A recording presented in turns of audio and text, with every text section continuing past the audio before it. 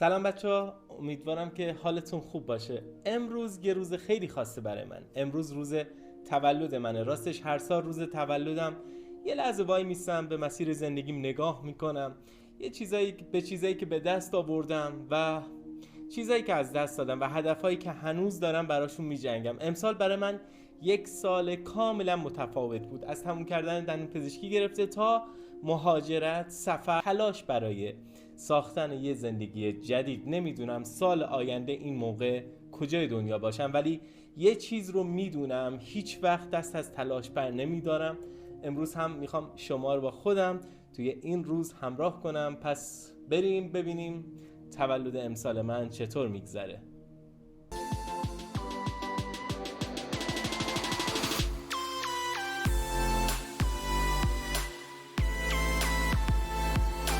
راستش هیچ وقتی فکرشو نمی کردم توی روز تولدم این شکلی باشه. وقتی آدم بچه است، روز تولدش براش یعنی کیک، شمع، هدیه، خنده. ولی بعضی وقتا زندگی یه جوری دیگه برات برنامه میریزه. الان دارم که این ویدیو رو میگیرم، جنوب ایران شرایط خیلی سختی داره. گاهی صداهای انفجار شنیده میشه، حتی همین کرمانشاه هم. و هوا فوق العاده گرمه. ارزم به حضور شما که برق هم مدام قطع میشه. حداقل روزی 2 ساعت 3 ساعت برق کلا قطع میشه. همین الانم که دارم باهاتون صحبت میکنم برق خونمون کاملا قطع شده. به همین خاطر خیلی سکوت اینجا هست. البته یه آهنگ بک‌گراند براش میذارم بعدن، ولی با خودم گفتم شاید این روز ارزش ثبت شدن داشته باشه. چرا؟ نه به خاطر جشن یا هر چیزی، بلکه به خاطر اینکه سالهای بعد یادم بمونه امروز چه روزی بود و کجا بودم.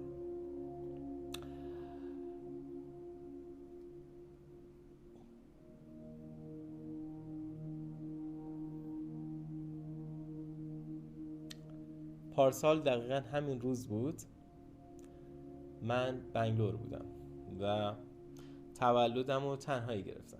یعنی رفتم یه جایی، یه کیک خریدم، ویدیوش هست فکر کنم توی چنل، که همونجام کیک رو با خیلی از بچه ها شیر کردم و تموم شد.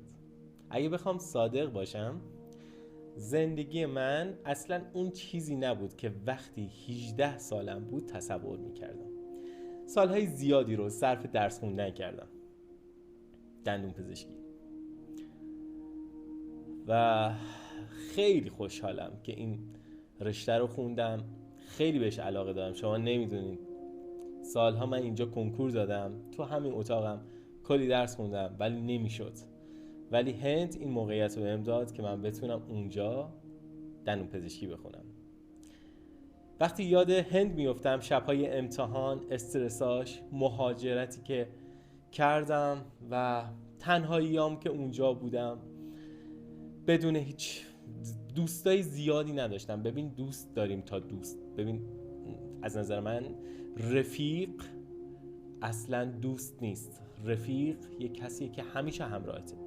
من کلن یه دونه رفیق داشتم و اونم مهاجرت کرده از هند و دیگه خودم تنها موندم.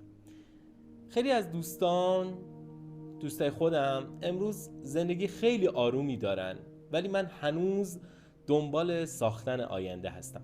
شاید بعضیا فکر کنن دیر شده، اصلا نمیدونید سن من چند ساله، یعنی خیلی از شما عزیزان، ولی من واقعا اینطوری فکر نمی کنم.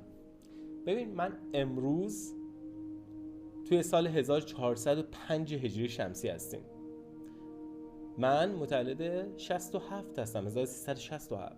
یعنی الان وارد سن 38 سالگی دارم میشم. اگه چند سال پیش یکی بهم میگفت یه روز تو هند زندگی میکنی و اونجا دندون پزشکی میخونی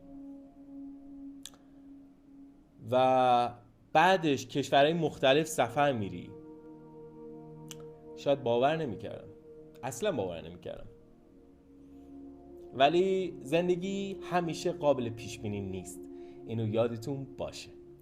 هیچ وقتی قابل پیش بینی نبوده توی زندگی. یه اتفاق کوچیک، یه اتفاق خیلی خیلی کوچیک، یه تصمیم، عرضم به حضور شما که اینا میتونه کل مسیر آدم رو عوض کنه.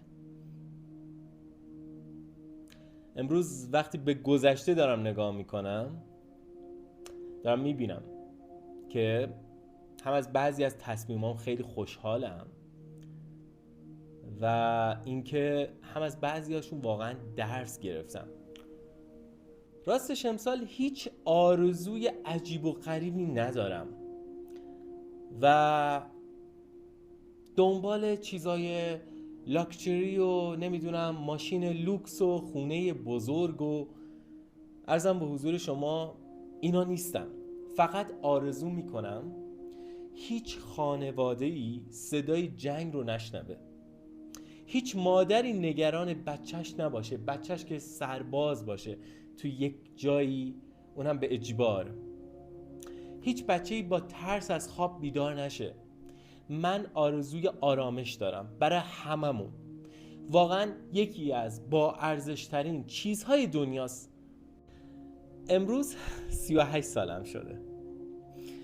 وقتی بچه بودم فکر میکردم آدمای 38 ساله همه جواب سوالهای زندگی رو پیدا کردن. فکر میکردم تو این سن همه چیز سر جای خودش قرار گرفته، شغل، خانواده، آرامش، آینده. اما امروز که خودم 38 سالم شده فهمیدم زندگی اصلا اینطور نیست. فقط یاد میگیری با سوالهای بیشتری زندگی کنی. 38 سال به من یاد داد که زندگی مسابقه نیست. هر کسی زمان خودش رو داره. یکی توی 20 سالگی موفق میشه، یکی توی 40 سالگی، یکی حتی دیرتر. مقایسه کردن فقط آرامش آدم رو میگیره. این سالها یه چیز دیگه هم یاد دادن. بیشتر از این که از موفقیت هام ساخته بشم، از شکست هاشه که ساخته میشم. بارها زمین افتادم، بارها از نو شروع کردم، بارها فکر کردم دیگه نمیشه ادامه داد. اما هر باری که بلند شدم قوی تر از قبل بودم. فهمیدم امید یک احساس نیست، یک تصمیمه. تصمیمی که هر روز باید دوباره بگیری. 38 سالگی برای من یعنی فهمیدن این که زمان با ارزشترین سرمایه دنیاست. پول از دست بره شاید برگرده، شغل از دست بره شاید برگرده، شاید دوباره ساخته بشه، اما زمانی که گذشت دیگه بر نمیگرده. برای همین امروز بیشتر از هر چیز دوست دارم وقتم رو صرف آدم‌هایی کنم که دوستشون دارم، کارهایی که بهشون ایمان دارم و رویاهایی که هنوز برای رسیدن بهشون دیر نشده.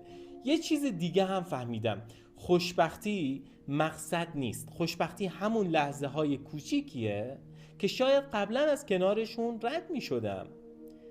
یه گفتگوی ساده با خانواده، یه فنجون چایی، یه غروب آروم، یا حتی اینکه امروز زنده باشم و فرصت داشته باشم این ویدیو رو ضبط کنم. اگه قرار باشه فقط یه جمله رو از 38 سال زندگی با خودم به آینده ببرم، اون جمله اینه: زندگی منتظر آماده شدن ما نمیمونه. باید با تمام ناتمامی هامون زندگی کردن رو شروع کنیم.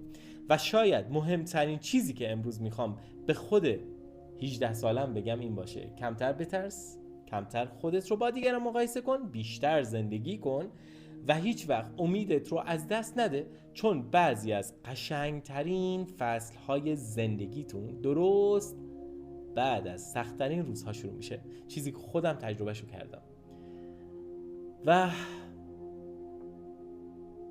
واقعا معنای 38 سالگی، معنای زندگی بعد از 38 سال خیلی خیلی خیلی جذابه. فکر میکنی خیلی